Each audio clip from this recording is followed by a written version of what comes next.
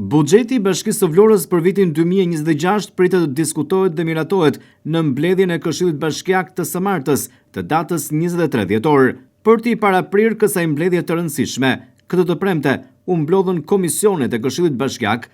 Debate dhe diskutime pati në mbledhjen e Komisionit Financave, ku është diskutuar në tërësi, por edhe me pika të veçanta projekt buxheti i Bashkisë për vitin që vjen. Kryetarja e Komisionit të Ekonomisë dhe Financës në Këshillin Bashkiak të Vlorës, Elsa Bezhani, tha se ky është një buxhet i mirë, ndërsa vlerësoi faktin se bashkia ka menduar të rrisë investimet, kryesisht në infrastrukturë. Shikoj që është ruajtur një raport i mirë i gjithave kategorive të shpenzimeve që juve keni planifikuar. Në fakt, unë kam bërë një parashikim të këtyre shpenzimeve duke përjashtuar grantin specifik. Që ai është granti që nuk të lejon qeveria që ta jep, është i detyruar të përdoret në destinacionin që është i përcaktuar. Unë kam bërë disa etape, të cilat do t'i përmbledh edhe në atë analizën time që i bëj kësaj mbledhjes, duke përcaktuar shpenzimet që do të rrjedhin prej të ardhurave të veta të bashkisë dhe të ardhurave nga granti i pakushtëzuar. Dhe raportet e kategorive të shpenzimeve, unë besoj se janë të mira që prezantojnë një buxhet të mirë. Ndoshta jo më i miri i mundshëm, siç parashikohet me rregulla dhe me ligje, por një buxhet të mirë. Dhe shpenzimet për investime janë 30.1%. Do me thënë, unë këtu vlerësoj faktin që bashkia ka menduar të rrisi pjesën e investimeve, krahasuar dhe me 2025 që i kishim në vlerë rreth 22%. Kjo është një gjë e mirë.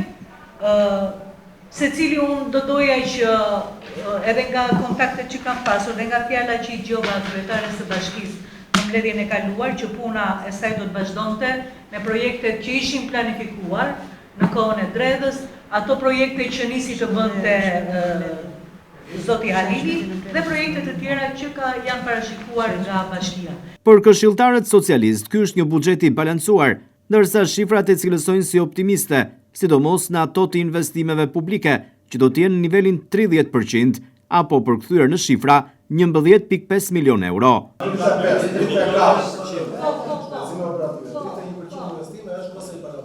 një rritje. Nga 37 miliard, nga 45.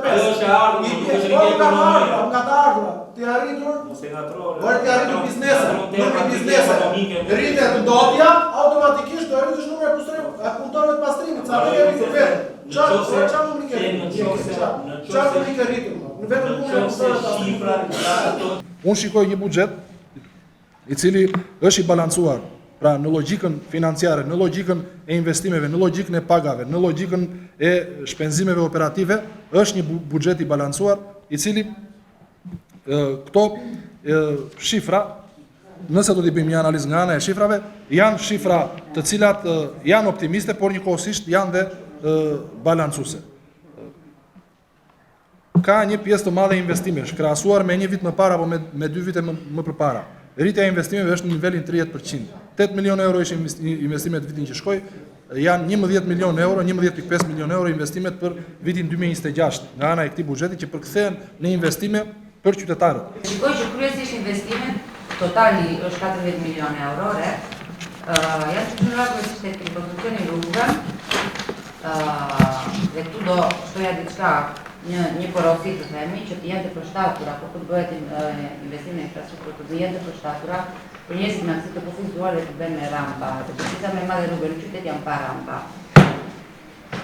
Tipologjia e dytë e investimeve ka të bëjë kryesisht me institucionet arsimore, pra kopshte dhe çerdhe, dhe pjesa e transportit më vjen shumë mirë që shikoj investime për semaforët në qytet dhe për vlerën e autobuseve elektrik.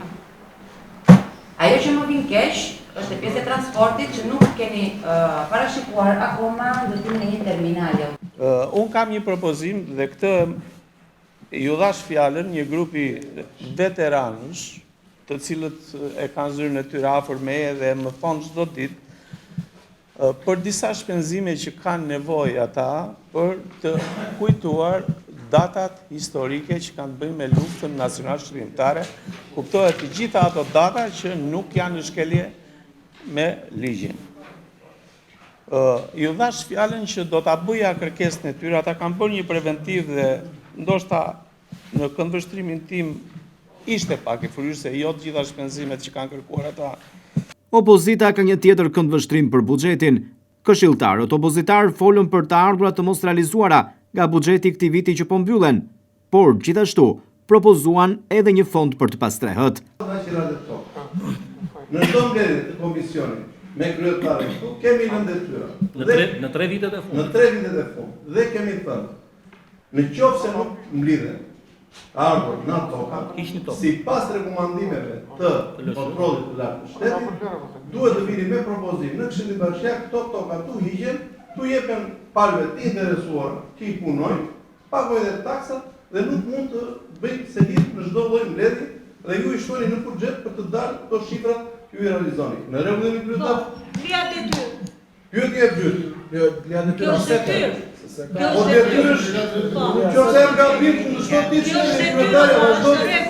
Kjo është detyrë. Po s'është bërë. Çfarë është bërë? S'është bërë, kjo mbaj përgjegjësi ku se ka bërë. Të mbaj përgjegjësi, ore, prandaj Po jemi në fund të 2025-s. Po prandaj jam punonjës administrative ti. Po jam dakord, po e lam. Nuk kam të drejtë të ndëshkoj punonjësit e administrativë. Po nuk të të ndëshkosh, po ta biesh për buxhet, për arritje, për shifra, për të plotësuar buxhetin. Po i thash. Dhe unë këtë i thash. Po edhe ne pritëm të mbarët i fjalim, pastaj do vazhdojmë me pyetje. Po me që më drejtohet. Pyetje e dytë. Me propozimin tim të vitit kaluar, sot janë 4 milion, vjet ishin 2-300 diçka e tillë. Pse ky buxhet mos ishte ky shifër 4 milion, mos të vinte edhe një propozim dhe të thuash këto 4 milion të bëhen një pallat te shtëpia te ish godina e 4 milion euro janë gjendje për 3% dhe nuk i prek dot njeri, janë vetëm për fondin për pasrehë. 3% sipas zonjës janë 4 milion euro sot. Duhet të ishte në buxhet një pallat me 4 milion euro të tenderohesh dhe të merri familjet e pasrehë. Shumë i propozimi mirë. Ky është një propozim i im që do ta shënoni. Dhe këto lekë që do të fjetur, kur jemi në kohë, po janë të fjetura se të ligji i prekësh. Cilat të çon në këtë pikë. Apo jo, cilat të çon në dyfishimin e shifrës së Ti a mendon, okay. Ti a mendon që këtë analizën ne duhet ta kishim dhe kishin komplot ta bënim, pse nuk e sollën? Një, e parë. E dyta, në qoftë se drejtoria e buxhetit, zonja kush punon atje, e ka gati, mund thoj, më fal Elsa, vazhdo tjetrën, unë do iki larg. Po pra, do iki larg, do ta printoj, jo, po unë nuk dua përgjigje me gojë. Unë dua përgjigje me letra. Po përgjigje, unë pikërisht prandaj po bëj pyetje të marrë një përgjigje. Dhe kjo vete në zyrë, e printon e ka gati, na jep të gjithë dhe na i kopje dhe mbyllet këtu. Gjergji, më kthem përgjigje. Po një sekond pra të them, po, sepse unë nuk mundem të pres analizën ditën e buxhetit, të ma bjerë Dauti mua një orë para në tavolinën se na merre lexoje. Nuk funksionon kështu. Gjithsecili nga këta përkatësi, gjithsecili nga këta që kërkon e merr mbaron sot komisioni mbyllet. Këshilli Bashkiak i Vlorës do të mblidhet ditën e martë për të miratuar dhe diskutuar projekt buxhetin për vitin 2026, ndërsa në këtë mbledhje do të jenë disa pika të tjera të rëndësishme që lidhen me ndikmën ekonomike, si dhe dëmet e shkaktuara nga zjarri në disa banesa. Këshilli Bashkiak në këtë mbledhje do të diskutojë dhe miratojë edhe përcaktimin e vetëqëndrimeve të mjeteve të transportit rreth qytetas, interurban dhe ndërkombëtar, miratimin e kalendarit programit buxhetor afatmesëm 2027-2029, si dhe miratimin e bursave të shtetit për nxënësit në arsimin parauniversitar.